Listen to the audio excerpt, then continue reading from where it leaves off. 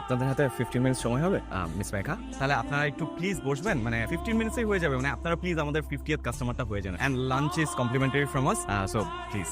নিয়ে আসলেন যে, মানে কাউকে দিয়ে পাঠিয়ে দিলে তো হতো, শুধু কষ্ট করলেন। আমনে হইলেন আঙ্গু special customer, half century customer. খাবারের বিলটা কত এসেছে বলেন, আমি অফিস থেকে বলছি অনলাইনে ট্রান্সফার করে দিতে। এটা আপনার token of love. Excuse me, না না না, মানে ডেজার্টটার নাম হচ্ছে টোকেন অফ লাভ, খেয়ে জানাবেন কেমন লাগে। কিন্তু আমি food you love black coffee. আপনি কিভাবে জানলেন? ওই যে আপনি বললেন আপনি খুব কড়া। আপনি এখানে? আপনাকে অ্যালার্ম দিয়ে আসতে হবে নাকি?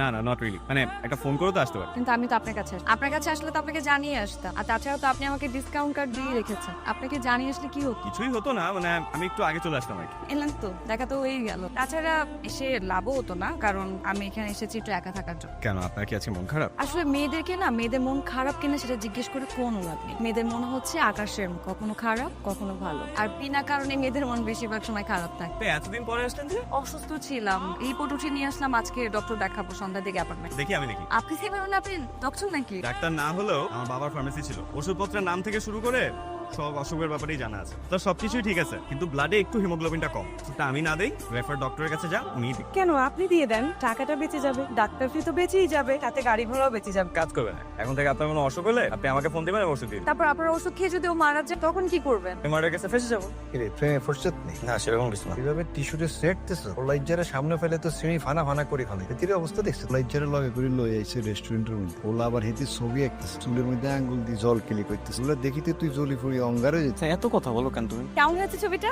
একদম হুবহু আমার মতো এঁকেছে না? আমার কাজিনের ফ্রেন্ড, খুব সুন্দর ছবি আঁকে। আমি তো অনেক পাই না কেন, আজকে রাস্তার মধ্যে ওকে পেয়ে গেলাম, আবার ধরে নিয়ে আসতো। তোমার ছোট ভাই? হ্যাঁ, ওর মারাত্মক ট্যালেন্ট আছে। আপনি আসেন না, আপনাকে অনেক সুন্দর করে ছবি এঁকে দিবে, একদম আপনার মতোই হবে। আসেন। এত দেরি করলেন কেন? কখন থেকে আমি আপনার জন্য অপেক্ষা করছি। কি করবো বলুন ম্যাডাম, শনি শেষ করে বাইরে তখন ঝুম বৃষ্টি, আমার জন্য তো আর গেটের বাইরে কেউ মার্সিডিজ নিয়ে দাঁড়িয়ে থাকবে না। ড্রাইভার কুর্নিশ নিতে নিতে আমি হুট করে ঢুকে ঝুম বৃষ্টি মাথায় নিয়ে কাদা জল ভেঙে গরিবের গাড়িতে, মানে দুপায়ের উপর ভরসা করেই আসতে হয় আপনার আমন্ত্রণ রক্ষা। রিক্সা নিতেই যা দেরি হয়ে গেল। ভিজে গেছো দেখছি, কাছে এসো তো, রুমাল দিয়ে মুছে দিই। আমি ভাবলাম তুমি তোমার শাড়ির আঁচল দিলে আমাকে মুছিয়ে দিই, ঠিক আছে রুমালি সই। এরপর হুট করে ক্যাফেতে মেঘার আশা বন্ধ, সেলফোনে কল দেওয়ার পর সেটাও সুইচ অফ। তুমি কোথায় আছো? চাকরি ছেড়ে দিছে?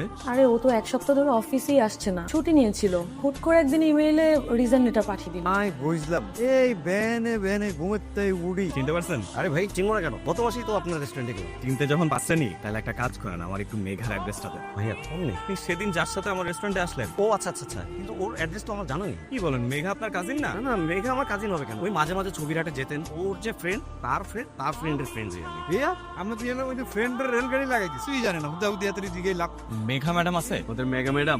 মেঘা ম্যাডাম কি হল? আপনি কি ফিডার খান নিয়ে ফ্রেন্ড হই, ফ্রেন্ড। প্রত্যেকে তো মেগা ম্যাডামের ফ্যান মনে হয় না আপনার এত কিছু তো বোঝার দরকার নাই মনে হনেরও দরকার নাই আপনার কাম হলো বলে আনো না রান্না জানি বলে আনো আঙ্কেল তুমি কি আমাকে চিনো?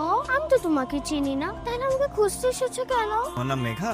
আমার নাম মেঘা। আমি তোমার মতোই একটা মিষ্টি প্রিন্সেসকে খুঁজছি। ওর নাম কিউ মেঘা। তুমি টেনশন করো না, তোমার মন থেকে ওকে চিও, ঠিকই তুমি পাবে। আমি জানতাম আপনি আসবেন। তুমি যদি জানতেই যে আমি আসবো, তাহলে এরকম বলধাদের মতো ঘোরালে কেন? কোনো কিছু সহজে পাওয়ার মধ্যে কোনো আকর্ষণ থাকে না, কোনো আকাঙ্ক্ষাও থাকে না। আমি তৃষ্ণার্ত পথিকও নই, আর তুমি মরুভূমি মরিচিকাও না। আর যদি মরিচিকা হয়েও থাকো, এত বিভ্রান্ত করলে কেন? আমি মরেছি কেন? আমি মায়া। কোনো প্রেমিক মায়ের আকর্ষণ কখনো অগ্রাহ্য করতে পারে না। একটা প্রশ্ন করি। সব প্রশ্নের উত্তর কি জানা জরুরি?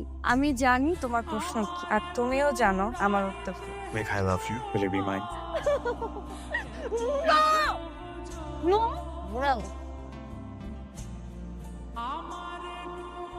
এটা নাও। এটা কি আমার জন্য? জি না, তোমাদের ক্লাসে আকিও নামে একটা মেয়ে আছে না, ওকে গিয়ে বলবা যে এটা রাজনীতি। জানো তুমি যে আমাকে লুকায় লুকায় দেখো, এটা কিন্তু আমি ঠিকই বুঝতে পারি। সরি। হ্যাঁ সরি কেন? আর হবে না। আরে দেখো, আমার খুব ভালো লাগতো তুমি যদি নিজে থেকে এসে আমার সাথে কথা বলো। কেন জানি তোমাকে আমার খুব ভালো লাগছে। আমি জানি তুমি সায়েন্স ডিপার্টমেন্টের সবচেয়ে ভালো স্টুডেন্ট, টপার, খুব ভদ্র মেয়ে, কিন্তু আমি এটা জানি না তোমাকে আমার কেন ভালো লাগছে। কিন্তু জানি তোমাকে আমার তোমার চোখটা দেখো।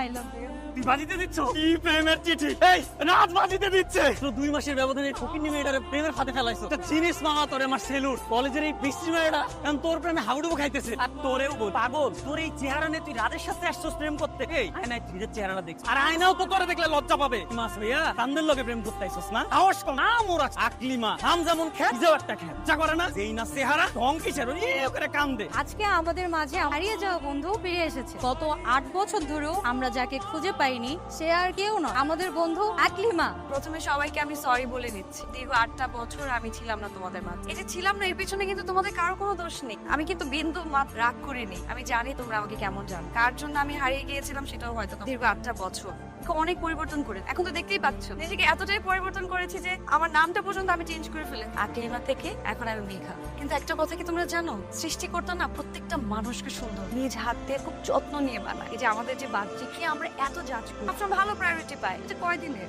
আমরা কয়দিন এরকম সুন্দর থাকতে পারবো, আমাদের জীবনটা যৌবনটা কয়দিন ধরে রাখতে পারবো বলো?